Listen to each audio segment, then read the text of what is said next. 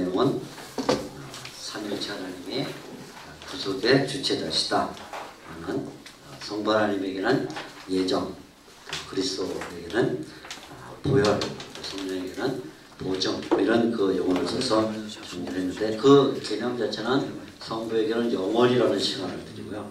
사실 시간이 아니라 영원이라는 개념이죠. 그리고 성자에게는 역사, 그리고 성령에게는 오늘, 현재라는 이런 개념으로 있다면 이런 그 구속의 그 주체에 대한 설명에 이어서 사도 바울의 긴 기도가 하나 나옵니다. 1장 15절부터 23절까지는 사도 바울의 기도인데 단순한 기도가 아니라 기도 속에 이제 큰 신학이 들어있죠. 특별히 마지막에 보면 이제 교회론에 대한 신학이 들어있게 되는데 가장 먼저 그 사도 바울이 왜 기도를 하는가 하는 점을 여기에 설명을 해주고 있어요. 1장 15절 말씀 보면 이로 말미암아 주 예수 안에서 너희 믿음과 모든 성도를 향한 사랑을 나도 듣고 그래서 바울이 이 에베소 성도를 위해서 기도하는 그 동인이 두 가지인데 하나는 믿음 또 하나는 사랑 이 두 가지죠. 믿음과 사랑.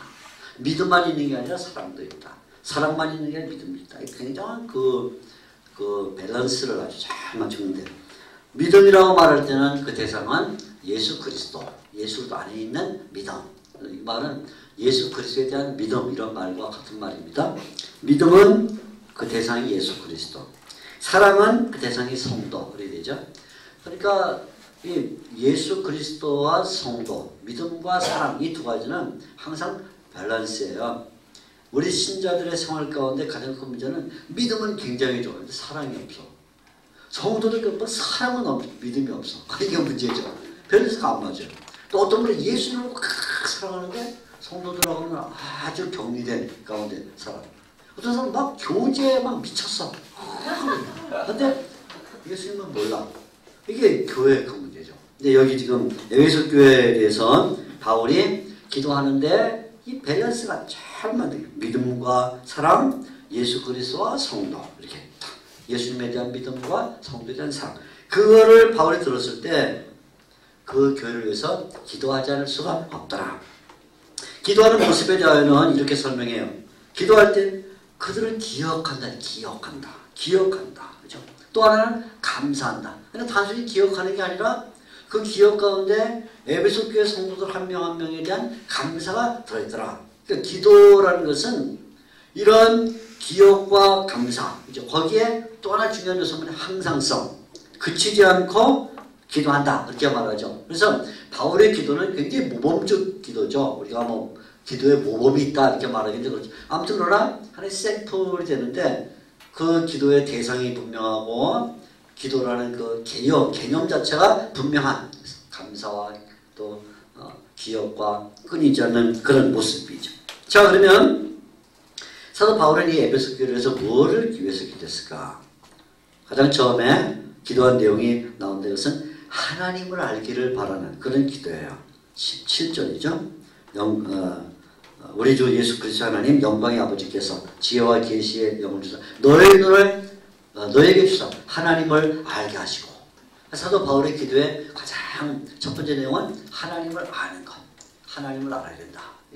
하나님을 알지 못하고 그 다음에 무슨 말을 하겠냐. 하나님을 아는 게 가장 중요하다. 그래서 하나님을 아는 것을 제1 기도 제목으로 놓았는데 그때 하나님을 알기 위해서는 지혜와 계시의 성령의 도움을 받아야 된다. 우리가 뭐 공부를 많이 한다고 하나님 아는 건 절대로 아니라는 거죠. 성경을 배독하면 하나님을 아냐. 딴 생각 갖고 읽으면요 성경 배독해도 몰라요. 어떤 분 자랑하는데 나는 성경을 막 배독했습니다. 얘기 나눠보면 물질적이에요. 굉장히 세속적이고 인본주의적이고 그래서 말은 그 말장난이죠. 한 구절 한 구절 알아도 성령의 도심을 따라 아는 것, 하나님을 아는 것이 1차다. 하나님을 아는 것을 위해서 처음에 기도를 해요. 그러나 바울은 하나님을 아는 것을 위해서만 기도하는 게 아니라 성도들이 자기도 알아야 된다. 자기. 하나님을 아는 것과 자기를 알아야 된다. 자기를 알 때는 세 가지를 알아야 된다는 거예요. 첫째는 뭐냐면 하나님이 나를 부르셨다. 그 사실을 알아야 된다는 거죠. 그래서 18절 너희 마음의 눈을 밝히사 그의 부르심의 소망이 무엇이며 부르심. 하나님이 나를 부르셔서 나에게 어떤 소망을 주느냐 하는 것을 알아야 된다. 소명에 대하여 알아야 되고, 둘째는 뭐라 해야 되면 주님이 나에게 어떤 기업을 주는가. 이건 바울이 계속하는 말입니다. 어떤 기업을 주는가. 18절 중간에 성도 안에서 그 기업의 영광의 풍성함이 무엇이며 내가 하나님으로부터 받은 재산이 뭐냐. 그렇죠? 하나님이 나를 부르셨다는 것, 내가 하나님으로부터 재산을 받았다는 것. 세 번째는 뭐냐면 하나님이 나에게 베푸신 그 능력이 얼마나 큰가. 그래서 19절 그의 힘의 위력으로 역사심을 따라 믿는 우리에게 베푸신 능력의 지극히 크심. 그 능력이 얼마나 큰가. 하여튼 이 능력은 이적을 베풀고 뭐 신견, 은사라고 그런 게 아니라 그리스도를 위해서라면 자기의 목숨도 내놓을 수 있는 그런 능력, 그거죠. 그런 능력. 그래서 하나님을 아는 것과 성도 자신을 알아야 되는데, 성도 자신을 안다고 말할 때는 소명, 기업, 능력 세 가지. 이걸 알아야 된다는 거예요. 그래야 성도가 세상을 사는 동안에 성도다운 모습을 가진다는 거죠. 이걸 기도하지 않고 다른 것을 너무 기도하게 되면 성도가 기도를 하는데 약해요. 약해 빠져서 기도를 안 해서 문제가 아니고요. 기도를 해도 문제예요. 꼭 뭐가 되냐면 밥을 안 먹어서 문제가 아니라 밥을 먹어도 병 걸리는 것과 똑같아. 그죠? 밥을 먹어도 약한 사람이 있어요. 밥을 먹는데 편식. 아니면 자기 좋아하는 것만. 그죠? 이상한 것만 뭐 설만 팍 주고. 그거는 안 먹어서 문제가 생기냐, 먹어도 문제가 생기는데, 기도도 마찬가지죠. 기도라는 것도 기도를 안 하는 것은 근본적으로 문제고, 기도를 해도 문제가 있는데 기도해야 될 내용을 기도하지 않고 엉뚱한 것을 기도하면 그것은 의미가 없어요. 그래서 바울이 우리에게 정확하게 하나님을 아는 것, 그것을 위해서 기도하고, 둘째는 성도가 어떤 사람이냐, 부르심, 기업, 능력, 이렇게 말합니다. 자, 그러면 이렇게 하나님을 아는 것과 성도 자신을 아는 것을 위해서 기도한다는 것, 그것은 도대체 왜 필요한가? 그래서 사도 바울이 이 기도 가운데 하나의 신학을 전개했어요. 그 신학이 뭐냐 하면 예수 그리스도와 관련된 신학이 기독론인데요. 기독론. 여기 이렇게 바울이 기도에 대해서 언급한 데는 중요한 신학이 들어있는데, 그 신학 가운데 가장 중요한 것은 그리스도와 관련된 신학입니다. 첫째로 하나님께서 예수님을 죽은 자 가운데서 다시 살리셨다. 예수님은 부활하신 분이다. 이게 중요하다. 예수님은 부활하신 분이다. 우리가 하나님을 알고 나 자신을 안다고 말할 때, 그때 이 하나님을 아는 것과 나 자신 아는 것을 통해서 들어가야 될 그 목표점이 뭐냐면 그리스도에 대한 사실이다. 그리스도는 죽음 가운데서 부활하신 분이다. 그래서 우리가 하나님을 안다는 것과 우리 자신을 안다는 것이라고 말할 때는 늘 부활의 개념을 갖고 있어야 된다 하는 것을 가장 먼저 천명을 해요. 둘째는 부활뿐만 아니라 하나님이 그리스도를 승귀했다는 승귀. 20절에 보게 되면 하늘에서 자기 오른편에 앉으셨다. 우리가 사도신경 외울 때는 하나님이 오른편에 앉았다. 이걸 자꾸 외우는데, 이 하나님께 오른편에 앉았다를 왜 우리가 자꾸 외우냐면, 그것은 나중에 우리가 받게 될 존귀와 연관이 있어요. 제가 좀 이따 이제 말씀을 드리겠지만 바로 그 연관이 돼요. 그리스도가 부활하신 것, 그리스도께서 승리하신 것, 그것은 우리가 영적으로 부활하는 것과 영적으로 승리하는 것과 밀접한 관계를 갖게 돼요. 그래서 사도 바울은 이 기도 가운데 신학을 설명하면서 기독론 신학, 부활과 승리. 세 번째는 뭐냐면 통치. 그래서 21절에 보면 모든 정사와 권세와 능력, 주관하는 자, 세상뿐 아니라 오는 세상 모든 이름이 뛰어나게 했다. 통치. 그러니까 보세요. 이게 이제 그리스도의 고난 이후에 오게 되는 세 가지 사실을 논리적으로 설명하는데, 첫째 부활, 돌아셔서 승리하신 다음에 만물에 대한 통치, 이렇게 되는데, 이 만물에 대한 통치를 왜 말하냐면 이것을 가지고 그리스도의 통치권이 두 가지에 미친다는 걸 말하기 위함이에요. 하나는 모든 피조물 세계, 그것이 그리스도의 통치권 가운데 들어왔다. 다시 말하면 아까 1장 10절에 말한 대로 그리스도께서 십자가에 달려 죽기 전까지는 인간의 범죄와 함께, 돌아와서 8장에 나오는 거죠. 인간의 범죄와 함께 모든 피조물이 같이 타락을 했어요. 그래서 질서가 다 망가졌어요. 모든 게 원수관계, 서로 간에 다 원수가 되는데, 인간과 인간이 원수뿐만 아니라 인간과 만물도 원수야. 만물과 만물도 원수야. 다 원수. 다 원수가 된. 그리스도가 십자가의 죽으심으로 말미암아 머리가 생겼거든요. 1장 10절. 다시 머리가 생겨서 모든 만물이 그분에게 다 질서 있게 달라붙어 정리가 됐어. 다 그분에게 정리가 돼. 다. 그래서 이제는 그리스도가 머리가 돼서 그 모든 만물을 쫙 통치해. 이거는 꼭 뭐가 되냐면 그 오케스트라, 심포니 오케스트라 가보면 심포니 오케스트라와 똑같아요. 심포니 오케스트라 가면 늦게 가면 안 돼. 절대로 늦게 가지 말고 좀 일찍 가가지고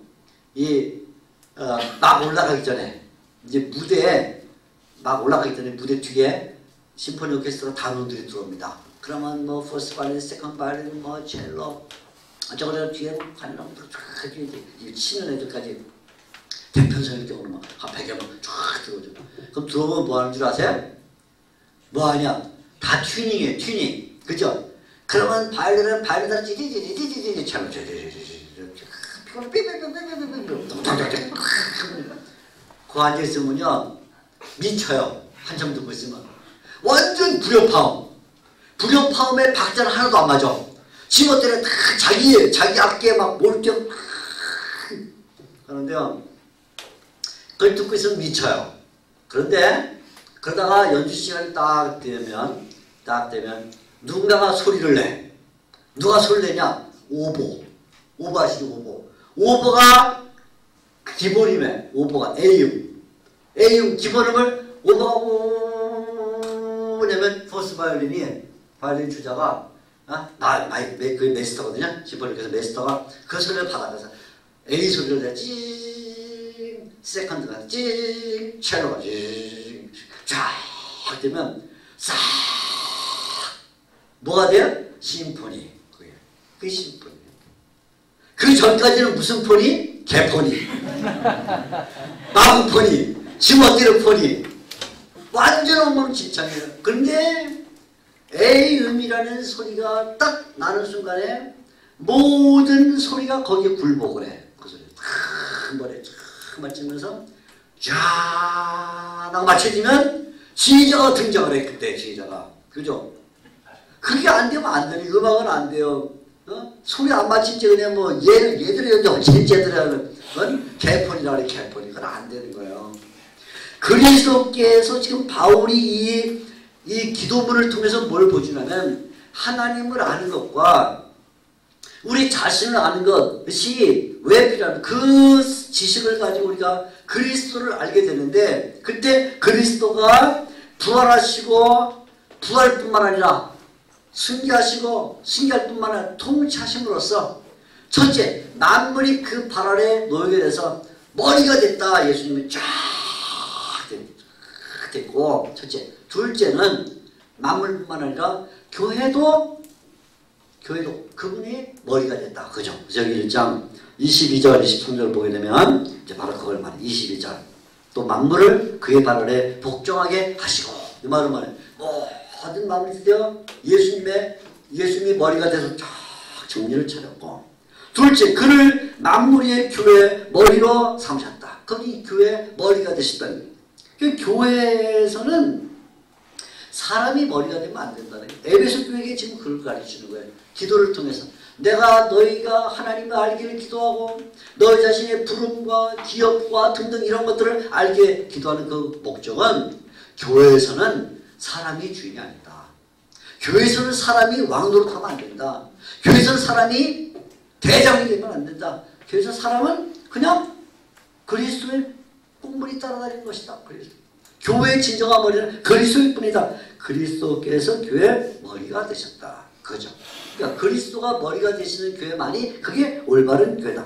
그런데 여기에 바울이 한 가지 더 말하기를 그러면 그리스도가 교회의 머리가 된다면 교회는 뭐냐? 교회는 그리스도의 몸이라는 거예요. 23절이죠. 그래서 교회는 그의 몸이다. 몸이라는 게 몸. 자, 몸이면 뭘 해야 될까요? 몸이면 움직여야죠. 안 움직이면 이게 문제가 생기네요. 안 움직이면 몸이니까. 우리가 다 그 몸의 지체인데 몸이라는 개념은 유기체예요. 유기체. 바디. 이 몸이 움직여야 돼. 안 움직이면 그 자체가 머리만 갖고는 이게 존재할 수가 없어. 그래서 교회는 그의 몸이다 라는 말에는 여기는 활동성, 동작, 운동을 말하고 있어요. 운동, 움직여야 된다. 그러니까 모든 성도가 손과 발과 눈과 코와 귀, 입으로 다 자기에게 주어진 그 은사를 따라 최대한 자기 역할을 잘 해나갈 때 그 교회가 건강한 교회라는 거죠. 그래서 몸이다 이렇게 말해요. 그런데 바울은 교회를 몸이라고 말할 뿐만 아니라 그러면 교회가 주님과의 관계에서는 예수님이 머리시고 교회가 그의 몸이 됐다면 그러면 자 아까 말했죠. 예수님이 교회와만 관계를 맺는 게 아니고 예수님이 만물하고도 관계를 맺고 있어요. 그러니까 예수님은 머리신데 두 가지 대성의 머리예요. 하나는 만물의 머리시고 하나는 교회의 머리가 되셨는데 교회는 그의 몸이다 이렇게 됐으니까 그러면 우리가 질문이 나오죠. 그럼 이 교회와 다른 쪽에는 만물은 무슨 관계가 있겠냐 이런 문제가 나오죠. 바울이 그걸 알았어요. 그래서 대답을 줘요. 이 교회와 만물 사이에 무슨 관계가 있냐. 교회는 만물의 충만이라는 거예요. 자 23절 교회는 그의 몸이니 첫째. 둘째는 만물 안에서 만물을 충만케 하시는 이의 충만이니라.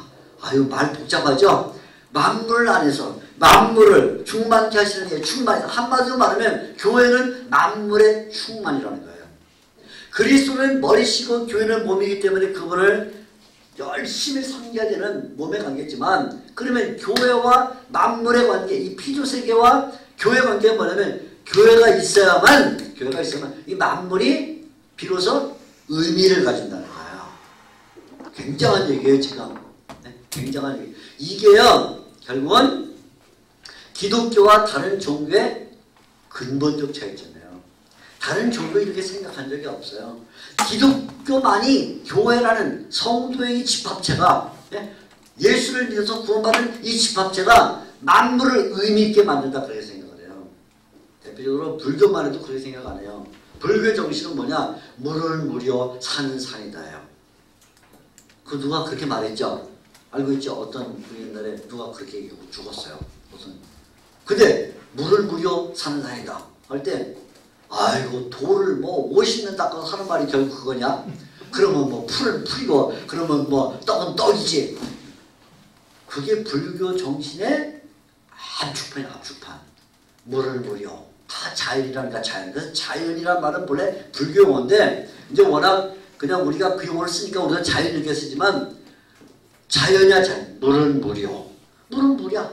가만 놔둬도 물이야. 누가 개입할 필요가 없어. 그냥 물이야. 산은 산이야. 아무도 개입 안 해도 산은 산이야. 그런데 기독교는 뭐라고 말해요? 물이 물이려면 교회가 있어야 돼. 물이 물인 까닭은 교회가 없으면 물이 안 돼. 산이 산이 까닭은 교회가 있기 때문에 산이야.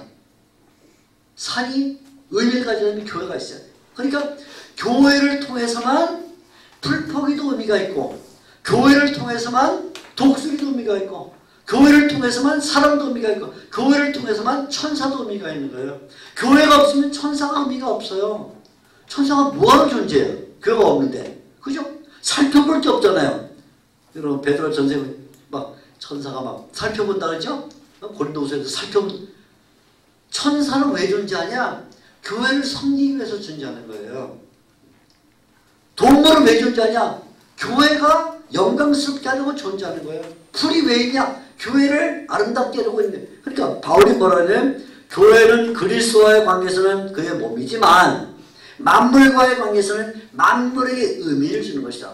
위에 그리스도와의 관계는 그리스도를 섬기는 기능을 하지만 만물과의 관계에서는 만물에게 의미를 부여하는 기관이 뭐냐면 그게 교회라는 거예요. 우주론적 의미를 갖고 있어요.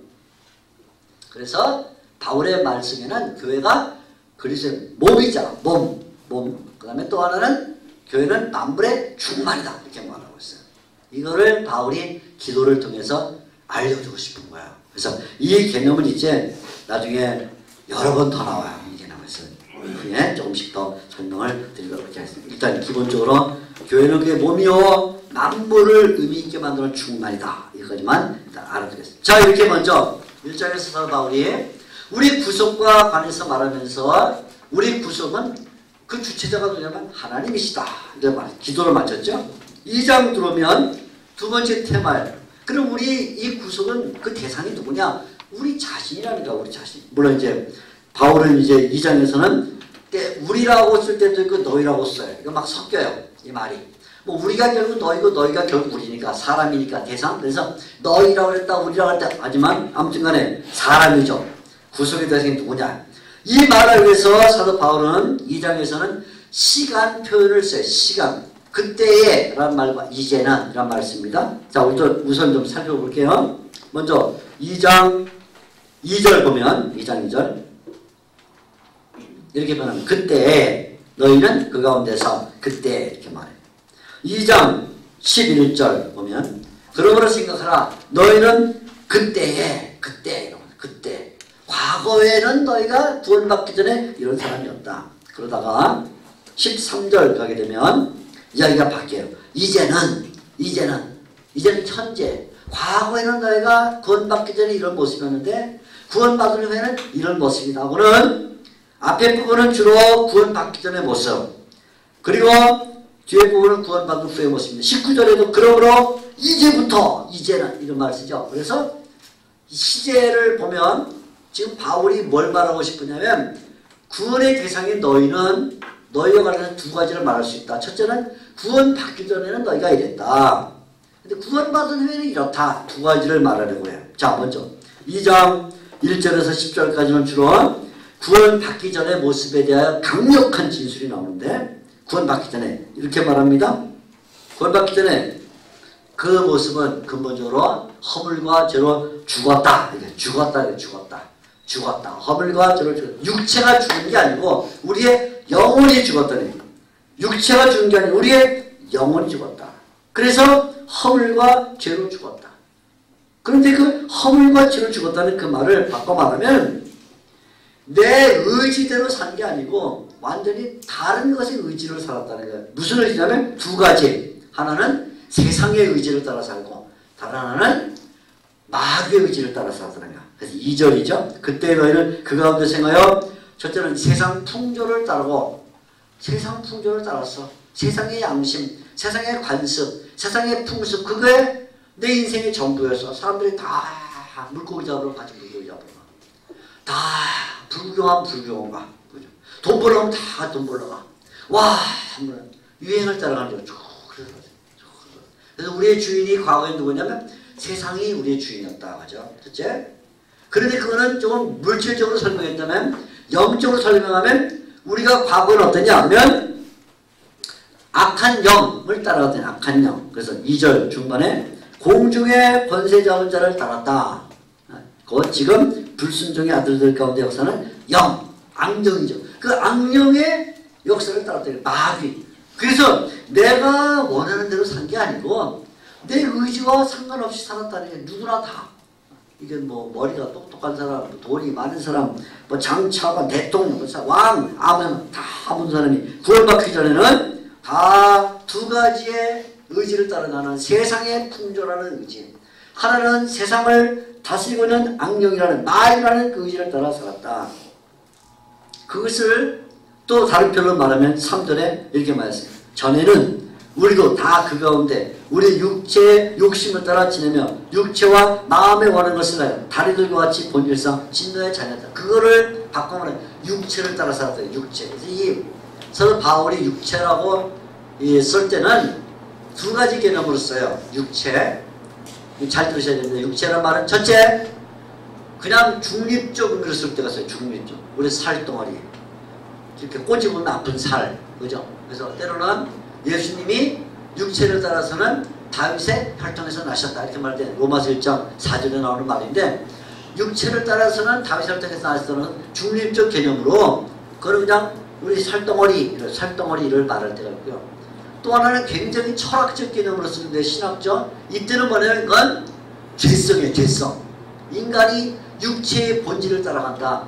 육체를 따라서 나가면 때 언제나 죄성이에요. 죄성. 그래서 바울이 두 개를 섞어 쓰기 때문에 문맥에서 이 육체라는 말이 중립적 개념으로 하고 살덩어리, 피와 뭐 이런 조직으로 된 살을 말하는 거냐 아니면 죄성을 말하는 것은 잘 봐야 돼요. 근데 지금 이 경우는 후자예요. 죄성.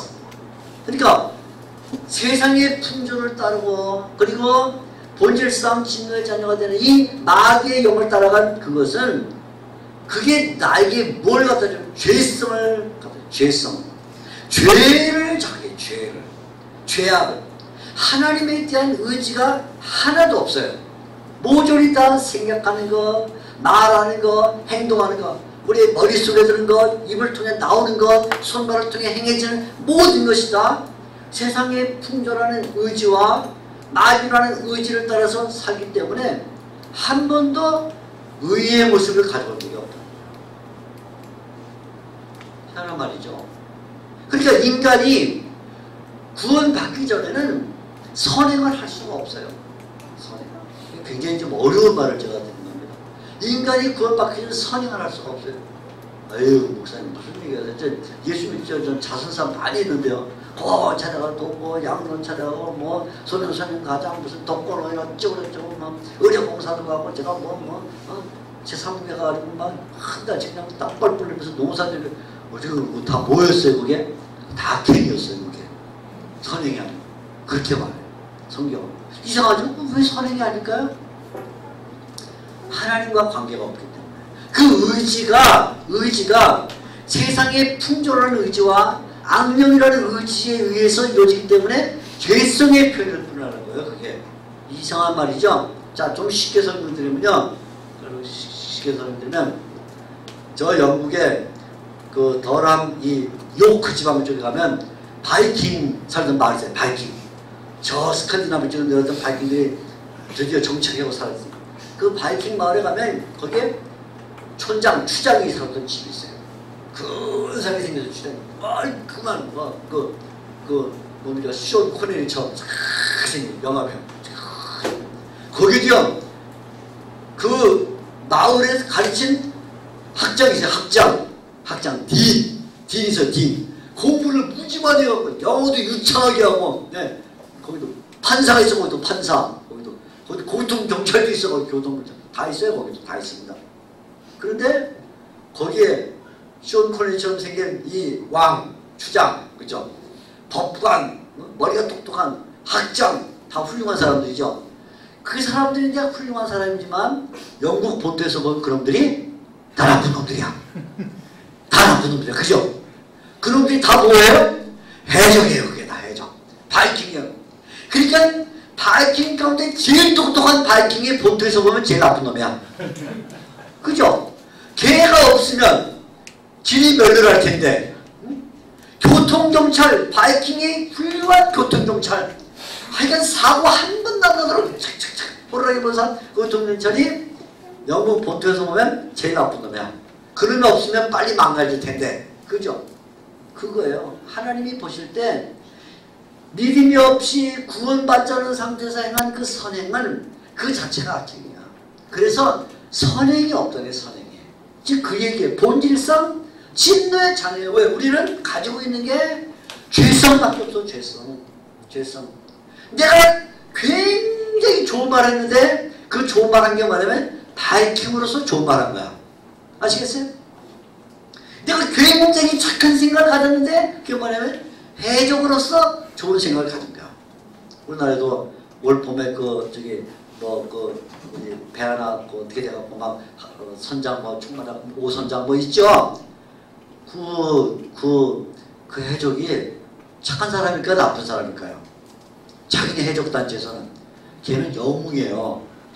그럼 우리가 보면 걔는 죽일 놈 있죠? 그죠? 없어요. 그래서 여기 지금 그 말입니다.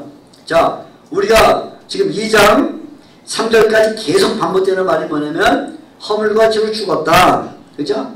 두 가지 지배를 받았다. 세상의 풍조, 또 하나는 공중의 것을 잡은 자의 영, 그리고 또 하나는 죄성의 잡혀서 그걸 통째로 말하면 본질상 진노의 자녀였다. 그러니까 무한대 무가치였다네. 무한대 무가치.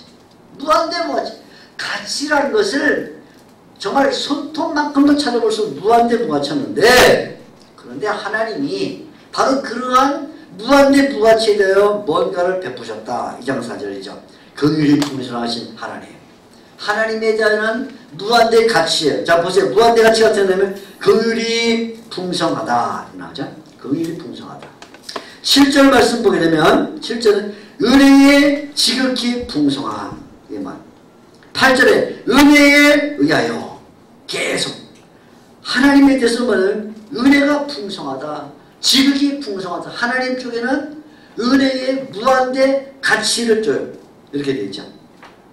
두 개가 완전히 양극에 놓여져 있는 인간이라는 존재는 본질상 진노의 자녀, 하나님이라는 존재는 본질상 긍휼과 사랑과 은혜로 되어 있는 그런 분인데 이거죠. 이 둘 사이의 관계가 이렇게 맺어져 있어요. 아주 극단적으로 되어 있죠. 그런데 바로 그 하나님이 우리를 사랑했다는 거예요. 여기 우리란 말이 이제 바꿔게 나와. 앞에는 너희라고 그러다가 갑자기 우리인데 우리는 너희는 그냥 인간이 사람을 그렇게 생각. 사람을 사랑하셨다.